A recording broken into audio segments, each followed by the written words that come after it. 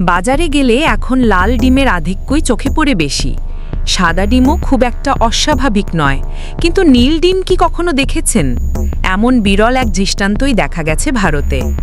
কর্ণাটকের ধাভানগেরে জেলায় এক কৃষকের খামারে মুরগির নীল ডিম ঘিরে চাঞ্চল্য তৈরি হয়েছে। সাধারণত সাদা ডিম দেওয়া মুরগি এবার হঠাৎ একটি নীল ডিম দিয়েছে। বিষয়টি গ্রামবাসীর পাশাপাশি পশু চিকিৎসকদেরও অবাক করেছে। এই মুরগির মালিক সায়েদ নূর। তিনি 2 বছর আগে মাত্র 20 রুপিতে মুরগিটি কিনেছিলেন।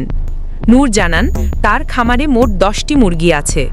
সবাই একই খাবার খায় এবং সাধারণত সাদা বা হলদেটে ডিম দেয়। নূর বলেন, এই প্রথম আমি নীল ডিম পেলাম। ডিমটি দেখতে নূরের বাড়িতে গ্রামবাসী ভিড় জমাচ্ছে। পশু চিকিৎসা বিভাগের সহকারী পরিচালক ডক্টর অশোক বলেন, মুরগি কখনো কখনো সবুজাভ হলুদ রঙের ডিম দেয়, কিন্তু নীল ডিম খুবই বিরল।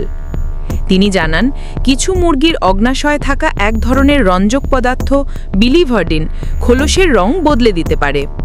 নূরের বন্ধু হাফিজ বলেন, এই মুরগি সবসময় সাদা ডিম দিত, 2 দিন আগে হঠাৎ নীল ডিম দিয়েছে। এর রং দেখে অবাক হয়েছি, এর আগে কখনো নীল ডিম দেখিনি বা শুনিনি। পশু চিকিৎসক ডক্টর রঘু নায়ক জানান, বিলিভার্ডিন নামের রঞ্জক ডিমের খোলসে প্রভাব ফেলতে পারে। আবার কোনো জিনগত সমস্যা বা খাবারের ভিন্নতার কারণেও এমন ঘটনা ঘটতে পারে। ডিমটির ছবি তুলে রেখেছেন সায়েদ নূর। তিনি বলেন, আমি জানিও না এটা কিভাবে হলো। ইতোমধ্যেই ঘটনাটি স্থানীয় গণমাধ্যমে ছড়িয়ে পড়েছে।